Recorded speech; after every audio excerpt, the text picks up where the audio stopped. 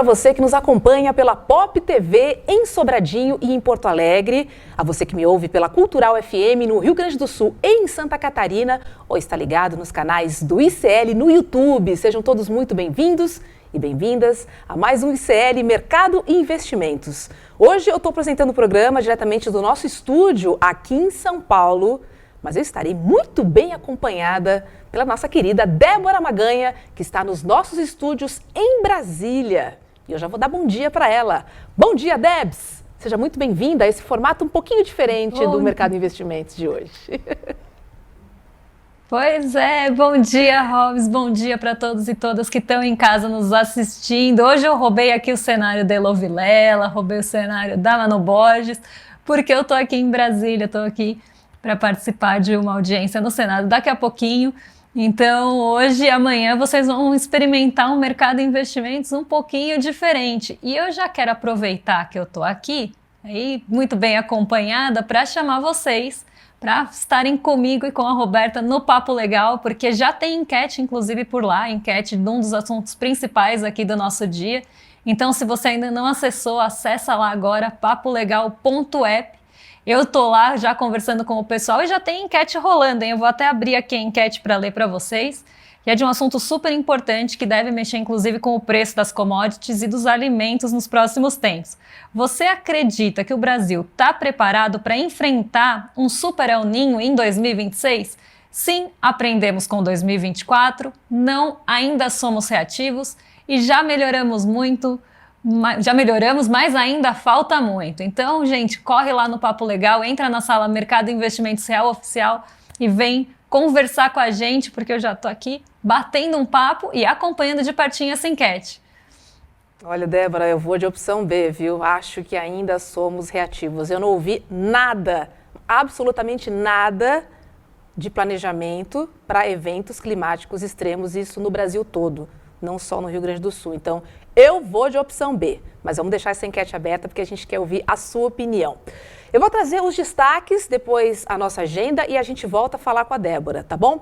Ontem a Bolsa teve mais um dia de queda e o dólar voltou a passar dos R$5. A gente vai ver os números do fechamento daqui a pouquinho, em instantes, tá? O outro destaque que eu trago é que o presidente do Banco Central, o Gabriel Galípolo, ele participou ontem de uma audiência no Senado. E nós, claro, vamos repercutir as declarações dele hoje aqui no programa também.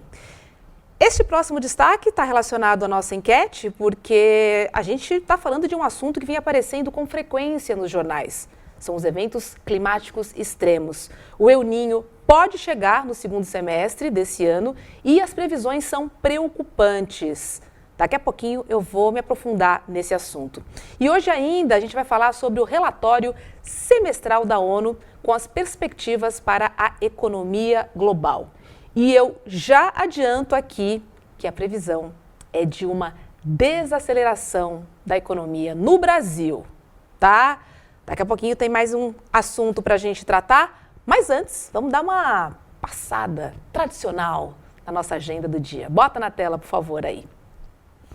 Olha só, gente, a agenda começou às 3 da manhã, com a Alemanha divulgando os dados do Índice de Preços ao Produtor, o PPI do mês de abril. Ainda às 3 horas, no Reino Unido, tivemos o Índice de Preços ao Consumidor, que é o CPI, e o núcleo do CPI de abril também. Às 6 da manhã foi a vez do CPI e do núcleo da zona do euro serem divulgados. E nos Estados Unidos, às 11h30, portanto daqui a pouquinho, saem os números de estoques de petróleo, gasolina, destilados e taxa de uso das refinarias referente à semana até 15 de maio. Tem mais agenda no período da tarde. Olha só, gente, às 2h30, aqui no Brasil, o Banco Central vai divulgar o fluxo cambial semanal. Voltando para os Estados Unidos, às 3 da tarde, o Fed vai divulgar a ata da sua última decisão monetária. E às 9h30 da noite, no Japão, saem os dados preliminares de maio do PMI, que é o Índice de Gerentes de Compras. São 3 dados do PMI, o composto, o industrial e o de serviços. Vamos dar uma olhadinha como é que fechou o pregão de ontem? Bota na tela aí, por favor. Vamos ver aí, ó. O Ibovespa, então, ele encerrou negativo em menos 1,52% aos 174.279 pontos. O dólar, como eu já adiantei, fechou positivo, né? Foi cotado a R$ 5,04, aí alta de 0,85%. Lá fora, o S&P 500 fechou negativo em menos 0,67% e a Nasdaq também fechou negativa em 0,84%. Vamos voltar a fazer nossa conexão com Brasília, com a Débora Maganha, para a gente entender melhor o que impactou ontem o mercado. Débora, conta pra gente aí. Olha, ontem, Robs, o dia foi mais um dia de queda, já a terceira consecutiva aqui na nossa bolsa. E o Ibovespa, ele estava numa situação ali que ele estava parecendo um bagre ensaboado, ninguém conseguia segurar o Ibovespa.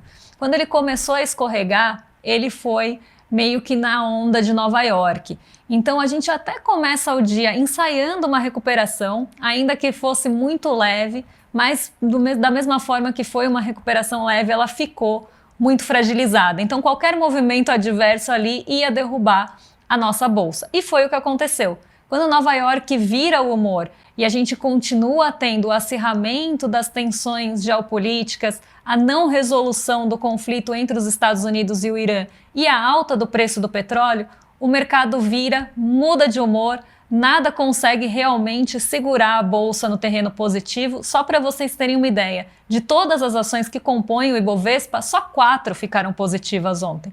E as quedas foram realmente severas. E Nova York acabou puxando esse mau humor, porque quando a gente tem a queda movida por esse movimento mais de cautela, esse sentimento mais presente da aversão ao risco, as bolsas de países emergentes sofrem mais. Então, quando Nova York começa a cair, aí que o bagre mesmo escorrega e vai embora.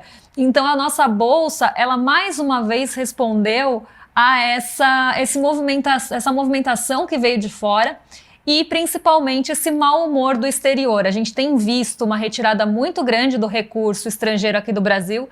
Inclusive tem um jargão de mercado que se fala muito lá fora, que é o sell in May and go away, né? Que é quando as pessoas estão quase saindo de férias lá nos Estados Unidos, férias de verão.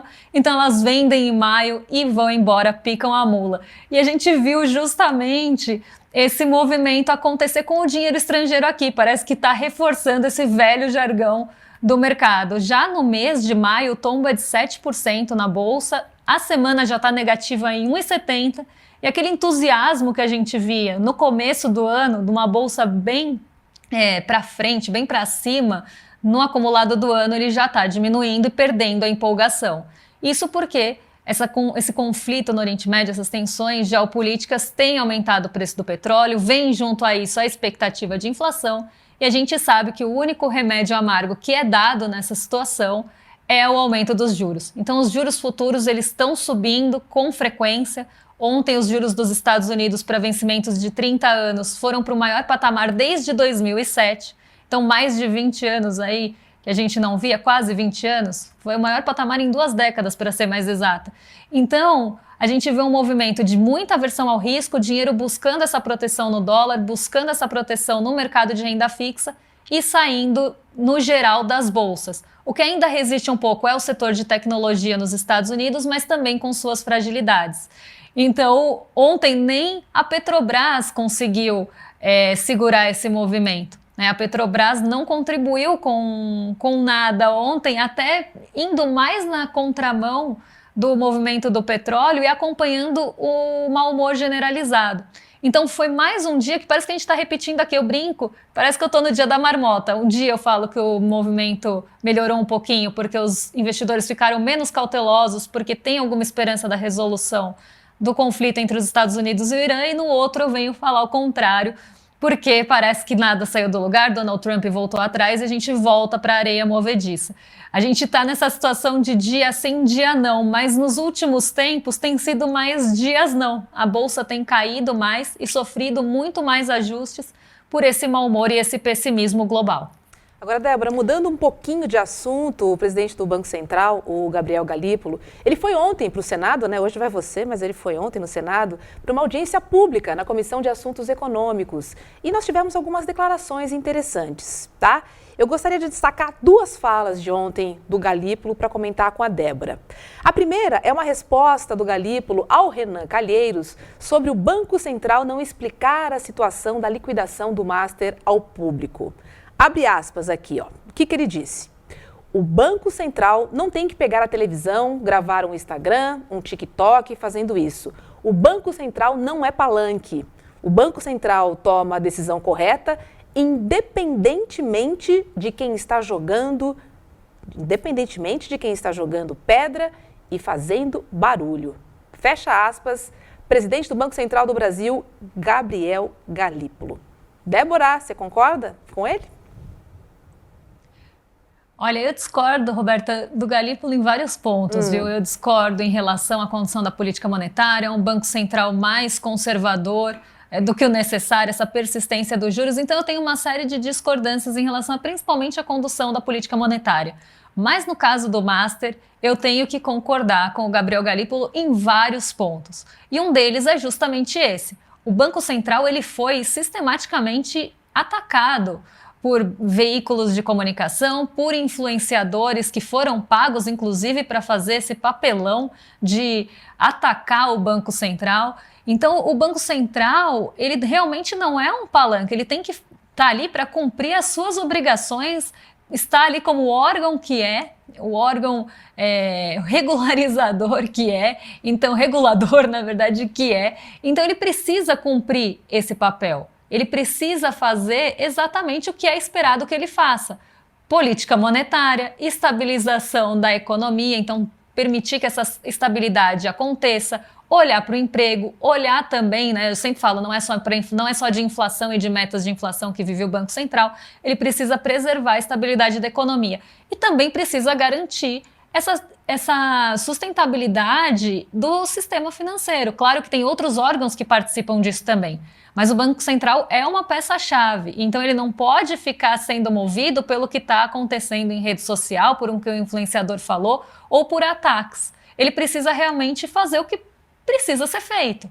E nesse caso, o Banco Central acertou sim. Assim que teve a possibilidade de liquidar o Master, porque teve uma série de postergações nisso. Inclusive, o Campos Neto joga para o colo do Gabriel Galípolo, joga para a presidência posterior a situação do Master, justamente dando um tempo para o Master resolver as questões. Quando o Master não consegue, o certo é liquidar. E principalmente quando não existe um comprador viável para a operação, precisa liquidar sim. Eu sempre falo, nesse caso, a única questão que eu discordo é que poderia ter sido feito antes. Só não foi feito antes porque o Campos Neto jogou a batata quente para frente. Mas o ideal seria liquidar até antes. Poderia ter feito isso antes e não escalar. Não foi feito na gestão de Campos Neto por uma série de motivos que a gente sabe os quais. Mas aqui eu hei de concordar com o Gabriel Galípolo, porque realmente não dá para usar o Banco Central como um palanque principalmente midiático, levar opinião de influenciadores em consideração, ainda mais diante de todos os ataques que o Banco Central sofreu nesse período, e em relação ao Master, ataques esses bem coordenados e a gente sabe pagos por quem, né? Pois é. Eu tenho mais uma fala do Galípolo, né? Você falou em Banco Master, ele falou sobre a liquidação e também aproveitou e falou sobre o papel da imprensa. Abre aspas aqui, ó. Quero ver se a Débora concorda desta vez também. Pode existir a pressão e gritaria que tiver. A decisão do Copom, a decisão da estabilidade, vai ser a decisão técnica que a consciência dos diretores determinou e foi isso que nós fizemos. Eu confesso ao senhor que, se não fosse o jornalismo profissional, dificilmente eu estaria sentado aqui nessa mesa. Poucas vezes eu vi uma reação tão rápida e virulenta contra decisões de uma instituição como o Banco Central, como a rejeição da compra do BRB e a liquidação do Master. Foi a luz do sol que o jornalismo profissional jogou sobre o caso que permitiu que eu esteja aqui hoje sentado. E aí, Débora, quero saber se você continua concordando com o Galípolo na manhã de hoje. Olha, hoje eu estou concordando com o Galípolo, porque ele não falou de política monetária. Mas eu tô concordando com ele, porque realmente aqui ele tem razão, né? O Banco Central foi muito atacado e pegaram, inclusive, os casos de 2 servidores que, sim, estavam prestando serviços para o Daniel Workara de forma paralela, eles vendiam informações sigilosas e confidenciais do Banco Central, tentavam favorecer o Banco Master em várias situações, e esses diretores, que eram também da gestão passada, eram da gestão do Campos Neto, foram identificados, afastados também na gestão do Gabriel Galípolo. Então, você tem uma tentativa, né, de jogar toda a lama ou toda a reputação do Banco Central na lama por conta de 2 servidores e outros que podem até aparecer, mas que 2 servidores que foram identificados ali, servidores até de carreira, ele lamenta isso nessa audiência, e que foram desligados e foram afastados assim que identificados. Então você tem uma tentativa, inclusive nesses ataques ao Galípolo, nesses ataques ao Banco Central, de desmoralizar o Banco Central como se isso fosse uma regra, o que não é. Outra tentativa de desmoralização foi quando houve a liquidação, que muitos apontaram como se o Banco Central tivesse errado. E nisso começou uma pressão para que, principalmente, né, das mídias mais vendidas, dos influenciadores pagos, uma pressão para tentar queimar o filme do Gabriel Galípolo. Mas ele agiu muito bem, e eu acredito também que o papel do jornalismo sério, do jornalismo que não é vendido para o Banco Master, do jornalismo que não está ali para fazer nenhuma publi escondida para Banco Master, como também é o caso aqui do ICL Notícias, conseguiu tratar esse caso com a seriedade que ele deve ser tratado e conseguiu impedir, mostrando os fatos, mostrando a realidade, que algo pior acontecesse com a destituição do presidente e de outros membros que eles queriam tirar da direção do Banco Central para continuar tendo influência, muito provavelmente, no órgão, assim como tinham na gestão passada em todas as visitas, nos servidores que eles conseguiram corromper lá dentro e em alguns favorecimentos que também apareceram ali no meio do caminho em relação ao Banco Master e a continuidade da operação. Só para vocês entenderem, o Banco Master entregava os documentos de forma que parecia que ele era um banco sólido, mas na verdade ele não era um banco sólido, ele maquiava de uma forma muito criativa os balanços para entregar para o Banco Central e continuar funcionando. Ora, se eu que estou aqui fora e tenho acesso a poucos documentos do Banco Master, identifiquei lá no passado que tinha alguma coisa errada com aquele balanço com crescimento exponencial, imagina o Banco Central com as informações completas. E assim que o Gabriel Galípolo consegue colocar a mão nesses documentos, assim que o Gabriel Galípolo olha mais de perto e sua gestão olha mais de perto, eles identificam esses problemas e já começam a agir para a liquidação do banco, o que foi certíssimo, e não há pressão aí que deva mudar aí uma condução do Banco Central, que tem que ter tem que cumprir realmente, como eu falei, o papel que é designado para ele. Pois é. Agora deixa eu trazer uma outra pauta que tem tudo a ver com a nossa enquete, tá? Que é sobre os eventos climáticos extremos, um tema que está cada vez mais presente no radar do mercado financeiro. É que a possibilidade de um super El Niño já em 2026, ela ultrapassa os 90%. Olha só, segundo a Agência Climática dos Estados Unidos, os efeitos podem começar a partir de julho. Tá logo aí, gente. Alguns especialistas dizem que esse impacto climático ainda não foi totalmente precificado pelos mercados, né? E aí, Débora, quando a gente fala que o El Niño é um risco que não entrou na conta dos mercados, o que isso significa na prática, hein? Olha, quando a gente teve, né, outras questões climáticas que acabaram mexendo muito, principalmente com o preço das commodities, a gente viu, isso sem contar, eu nem vou entrar em toda a desgraça que aconteceu com as pessoas que moram, por exemplo, no sul do país, eu nem vou entrar nesse mérito, porque foi uma devastação geral e muitas pessoas foram afetadas, ficaram desabrigadas, tiveram ali as suas vidas destruídas com as mudanças climáticas e com as condições extremas que aconteceram, com os eventos extremos que aconteceram. E agora a gente tem, mais uma vez, essa possibilidade de acontecer de novo. E o que eu vejo aqui do mercado financeiro é que a precificação desse risco, ela é sempre menor, parece que nunca vai acontecer. Parece que é uma coisa muito distante, então as condições estão mudando, isso está na cara, a gente consegue ver que os eventos climáticos eles têm aparecido com muito mais frequência do que anteriormente, e cada vez com condições mais extremas, mais severas, e penalizando, por exemplo, como a gente viu, plantações. A nossa safra do ano de 2024 quebrou muito por questões climáticas. Ou era seca excessiva, ou era chuva excessiva, ou eram queimadas que se alastravam. Então a gente viu uma série de questões, e claro que as queimadas também têm toda a ação humana por trás, e eu sempre falo, né, o agro parece que não percebe, mas karma is a bitch, porque eles mesmo estão fazendo as condições ruins para que esses eventos os penalizem depois. Sim.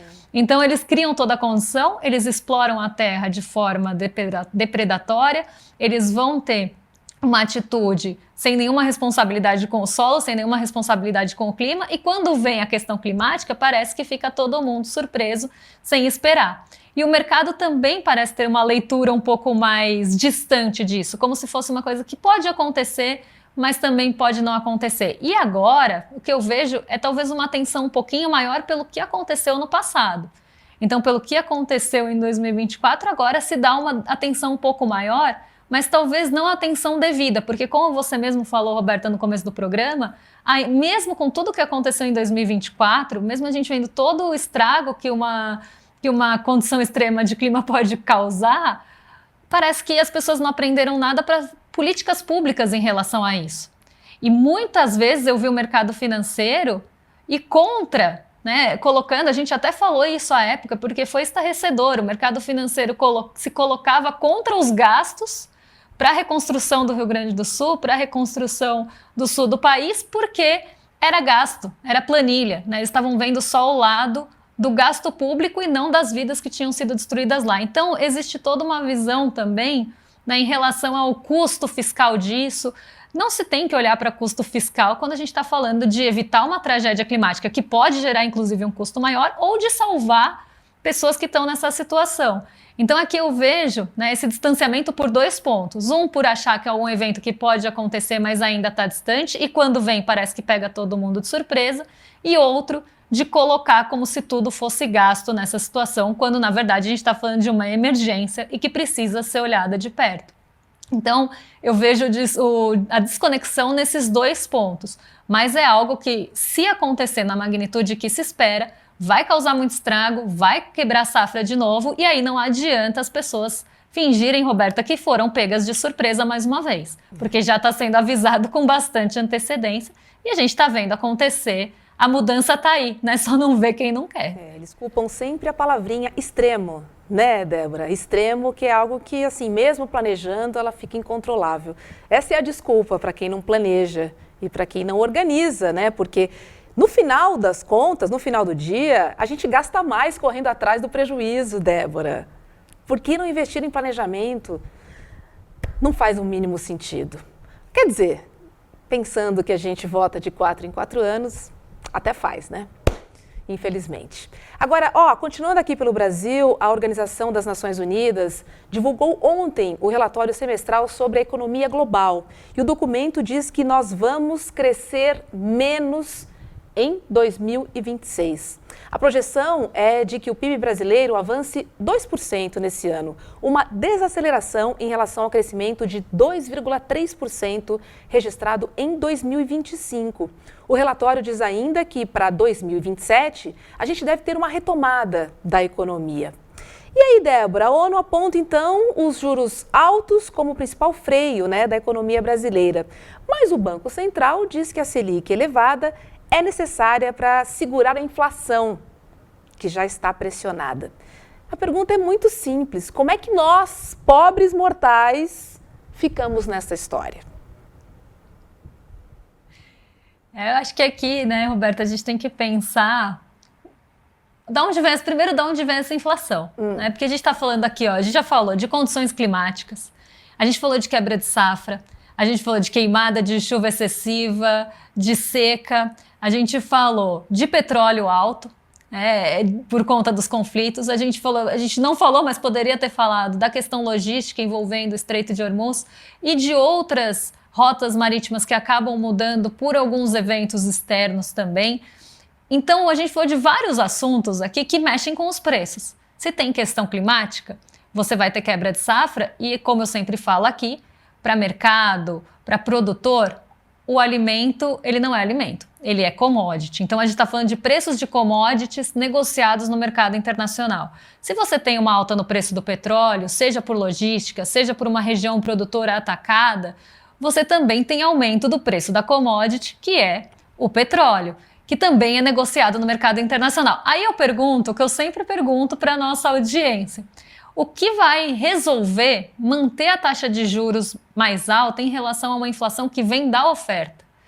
Porque a gente está falando da oferta de alimentos, a gente está falando da oferta de petróleo, a gente está falando da oferta de suprimentos globais. Então, subir a taxa de juros não vai resolver o problema inflacionário que vem da oferta. O que vai fazer? Vai esmagar a demanda, vai sufocar a economia urbana e isso vai fazer com que a inflação caia na marra. Porque a inflação nada mais é do que uma média ponderada de vários grupos. Então a gente pode ter o enfraquecimento da demanda e uma economia urbana sufocada a ponto dessas pessoas pararem de consumir e os preços baixarem, mas não os preços que estão pressionando a inflação, não o preço do petróleo, porque esse não responde à taxa de juros, não o preço de commodity, de alimentos, porque esses também não respondem, grãos não respondem também à taxa de juros, por exemplo. Então a gente vai baixar na marra a inflação, mas na média ponderada, porque o grupo dos alimentos vai continuar pressionando, o grupo dos combustíveis vai continuar pressionando. Então o que eu vejo aqui é o diagnóstico errado e o remédio errado. É como se você... Eu sempre brinco com a audiência, Roberta, você tem um paciente com dor de cabeça. Aí você fala, vou cuidar da dor de cabeça dele. Em vez de você dar um remédio para dor de cabeça, você corta a cabeça fora. Você mata o paciente e acabou com a dor de cabeça. Então é isso que acontece, né? Uma taxa de juros alta sufoca a economia, vai matando o paciente aos poucos e não resolveu o problema. O problema continua ali, que é a inflação de oferta, mas você sufoca e realmente enforca a economia a ponto de você ter uma atividade econômica mais baixa e isso diminui outros preços que não eram o problema. Mas na média, né, a gente também brinca, se botar a cabeça no freezer e o pé no forno, na média a temperatura está 36 graus. Então na média a inflação baixou, mas você causou um problemão de consequência. Então eu acho que a taxa de juros é um problema, vai diminuir a atividade econômica e não vai resolver o problema da inflação. A gente vai continuar tendo inflação de oferta de alimentos, de combustíveis e do que pesa mais no bolso do brasileiro, que é alimentos e da classe média, combustíveis. Viu, senhor Gabriel Galípolo? A Débora concordou com quase tudo que o senhor disse ontem no Senado, mas quando a gente fala em juros, você sabe, né? Ela aí tem uma visão completamente diferente da sua e do Banco Central. A gente tem o resultado da nossa enquete, Débora. A pergunta era, você acredita que o Brasil está preparado para enfrentar um super El Niño em 2026? Olha, eu puxei o bonde aqui, ó. 76% dizem que ainda não, que somos reativos. Eu não influenciei ninguém, mas o pessoal concordou comigo aqui. 2% disseram que nós aprendemos, né, com os eventos extremos do final do ano, né, do mês de maio de 2024. E 22% acha que já melhoramos, mas falta muito. É bom, eu adoro ter os otimistas sempre aqui na nossa enquete. Débora Maganha, amanhã vamos fazer dobradinha de novo. Te espero aqui no Mercado Investimentos. Um beijo para você e boa audiência. Obrigada, Roberta. Um beijo para todos vocês aí em São Paulo e para toda a nossa audiência que está nos assistindo. Até amanhã. Até amanhã, Débora. Deixa eu trazer um recado aqui, porque o ICL investigou documentos inéditos do Exército Militar, né? E essa pesquisa está no documentário Bandidos de Farda. O filme que revelou 73 nomes de agentes que atuaram na chamada Casa da Morte em Petrópolis, no Rio de Janeiro. E também comprovou o envolvimento direto do Serviço Secreto Britânico na formação desses militares. Até a ONU chegou a declarar a necessidade de retomar as investigações sobre os crimes cometidos na ditadura. Bom, a estreia foi uma noite histórica, foi um sucesso e uma verdadeira consagração, né, para o nosso jornalismo que, olha, como disse a Débora, não tem patrocínio, é um jornalismo corajoso, independente e necessário, principalmente para a gente reescrever a história do Brasil. Agora é o seguinte, se você perdeu, corre, mas corre, que o replay está disponível por tempo limitado. Limitado quer dizer que pode sumir a qualquer momento, tá? tá bom? Então corre e acesse lá iclmercado.com.br para assistir na íntegra o documentário e também o debate, né, que aconteceu com a Juliana Dalpiva, o Chico Otávio, juntamente com Eduardo Moreira. Corre que é por tempo limitado e esse doc tá demais. Dando os parabéns aí a toda a equipe do ICL, a equipe que está nos bastidores e que também conduziu aí os roteiros, né, e a pesquisa e o jornalismo investigativo também dessa turma que é incrível e que ajudam a gente a esclarecer pontos importantes e muito distorcidos da nossa história. Tá chegando aí o Rolê ICL, bota na tela que temos William De Luca e Guga Noblar. Eles estão diretamente aqui do andar de cima, porque o rolê começa agora. Obrigada pela sua companhia e amanhã a gente se encontra aqui no Mercado e Investimentos. Bom Rolê ICL para você. Tchau.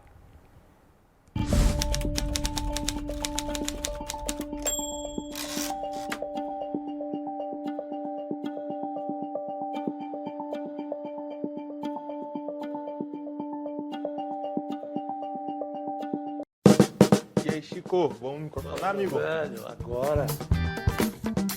Rapaz, que estampa é essa, rapaz? Gostou?